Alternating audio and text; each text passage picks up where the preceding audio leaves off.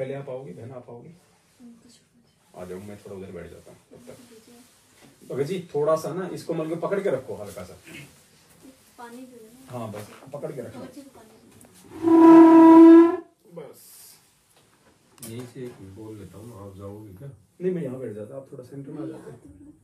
बाहर उसको थोड़ा सा रोटेट कर लेते ना, उसको ऐसे कर लेते थोड़ा सा। हाँ दया परमात्मा की, थोड़ा सा इधर घुमा दो। थोड़ा सा और कर दीजिए। चलो ठीक है दया मालिक की।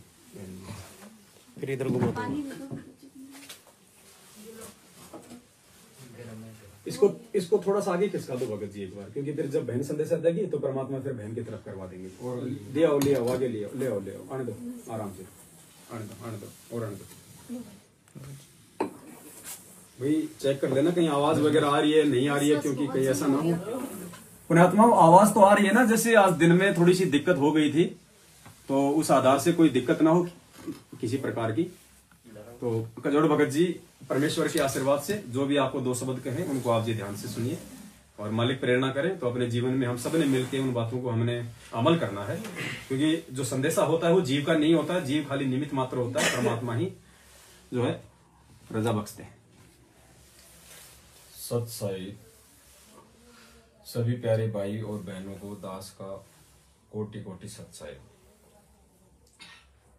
भगत भाइयों, दास तो क्या कहेगा, पवन भाई ने सब कुछ बता दिया है।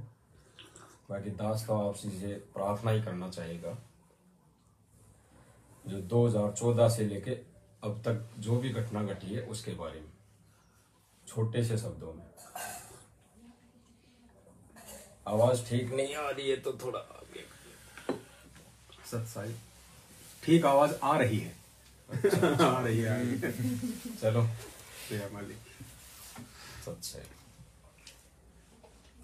जैसे 2014 से अब तक की जो घटना घटी है वो सबकी आंखों के सामने है, साफ करके और सबने जानी है, परखी है, सच्चाई से रूबरू भी हुए हैं सभी भगत भाई बहन। खास तौर से दास की प्रार्थना उन भाई और बहनों से रहेगी, और विनम्र प्रार्थना रहेगी जो हमारे मैनेजमेंट के सभी भाई और बहन हैं, जो सेवा में लगे हुए हैं गुरुदेव का आदेश समझकर। और उन भाई बहनों से भी दास की प्रार्थना रहेगी जो उनके आदेश पर चल रहे हैं, ये सोचकर कि ये गुरुदेव जी का ही आदेश है। तो दास की उन सभी से प्रार्थना रहेगी कि जो भी अगर आदेश है उसको हम जब तक ज्ञान से मेल नहीं कराएंगे, उसको गुरुदेव के सत्संग से एक एक वचन से मेल नहीं कराएंगे, मेल नहीं हो रहा है, और आप जी उसको आंख बंद करके अगर फॉलो कर रहे हैं, उसको मान रहे हैं, तो हमारे में कुछ कमी है ज्ञान की, सत्संग की, जो हम सत्संग नहीं सुन पा रहे हैं। तो दास की आप जी से तो प्रार्थना यही रहेगी कि हम ज्यादा से ज्यादा सत्संग सुने, और सत्संग सुनकर उनमें गुरुदेव भगवान के बोले गए एक एक वचन पर हम अमल करें, अपना विवेक लगाएं, और विवेक लगाने के बाद हम निर्णय करें कि ये सही है या गलत है। तो सही जो भी शब्द लगे और वो ज्ञान से मेल खाए वो हम फॉलो कर ले, नहीं तो हम अन्यथा वो हमारे लिए किसी काम के नहीं। तो दास उन भाई बहनों से प्रार्थना करना चाहेगा जो सेवादार बने हैं, नामदान केंद्र पे बैठे हैं, तो उनसे प्रार्थना है कि जो गुरुदेव ने सत्संग में वचन बोले हैं उनको आधार बनाने की दास की प्रार्थना है कि आप उनको आधार बनाएं। और अन्य जो भाई बहन हैं उनसे भी प्रार्थना करें आप कि गुरुजी ने जो सत्संग में बोल रखा है कि जब तक गुरुदेव इस शरीर इस पृथ्वी पे जितने दिन वो रहेंगे उनकी रजा से, उतने दिन वो किसी को नाम देने का आदेश नहीं देंगे, बेशक वो चाहे डीवीडी में रिकॉर्ड नाम उन्होंने पहले ही कर दिया हो, क्योंकि उन्होंने अपने सत्संग के माध्यम से बोल रखा है कि जब तक शरीर गुरुदेव यहाँ पे मौजूद है वो किसी को आदेश नहीं देंगे।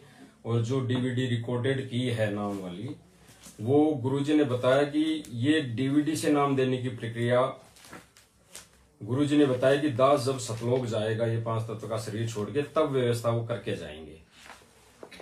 अब ये विचार हमें करना है भगत और भाइयों कि गुरुजी अभी यहाँ सशरीर है, मौजूद है, और हम उनका आकलन ये नहीं कर सकते कि वो कब तक रहेंगे।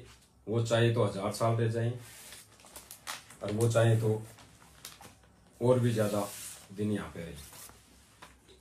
की समर्थता है। तो जब तक वो यहाँ पे हैं तब तक उन्होंने अपने सत्संग रूपी आदेश में ये बोल रखा है कि डीवीडी से नाम देने की प्रक्रिया उनको जाने के बाद दी जाएगी। तो सभी भाई बहनों से प्रार्थना है जो सेवादार बने हैं और जो पीला पर्चा लेके आते हैं कि गुरुजी का आदेश है, ये जेल से आया है, और अन्य भाई बहनों को जो भगत भोले हैं, भोले का मतलब ये है कि भगत भोला इसलिए रहता है कि उनको डर है। इस भक्ति में आने के बाद वो सोचता है कि कहीं मेरे से चूक ना हो जाए, कहीं मेरे से ऐसी कोई गलती ना बने कि मैं भगवान से दूर हो जाऊं। दास को भी डर लगता है कि भगवान से दूर ना हो जाए। तो उनसे प्रार्थना है कि वो भी उनको समझाए और जो पीला पर्चा आता है उन पे विवेक लगाए। और पीला पर्चा आ गया तो ये नहीं कि वो गुरुजी का आदेश है। पीला पर्चा अगर मैनेजमेंट वाले भाई लेके आते हैं और वो संगत में पारित करते हैं, देते हैं कि ये गुरुजी का आदेश है, आपको फॉलो करना है, तो भगत भाइयों से प्रार्थना है दास की कि उस पीले पर्चे को ज्ञान से मेल कराएं।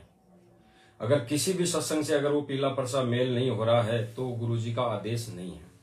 ये दास का ज्ञान आधार से, दास की जो बुद्धि है परमेश्वर ने दी है, उस आधार से दास आपसे प्रार्थना कर रहा है।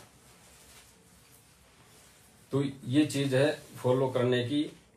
और सबसे महत्वपूर्ण बात है कि हम जब तक सत्संग नहीं सुनेंगे तब तक हम किसी भी चीज पर निर्णय नहीं कर पाएंगे।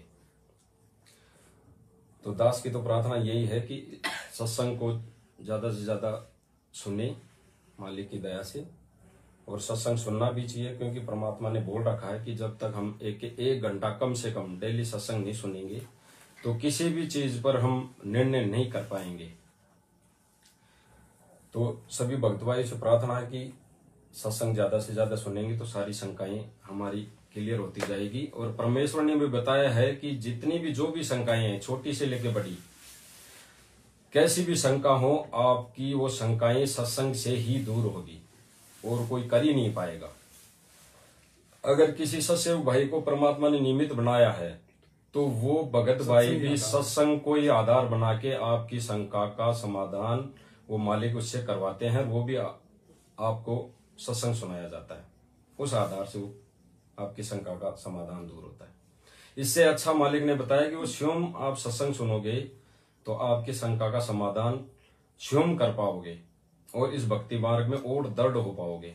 अगर किसी के बताए अनुसार ही उस शंका का समाधान हम करवा रहे हैं तो यह कैसे बनेगा? हमारी वो कमी रहेगी और हमारे अंदर कहीं न कहीं चूक भी रहेगी और एक जो ज्ञान यज्ञ का फल है वो हमें नहीं मिल पाएगा और वो निर्भरता वाली आदत बन जाएगी।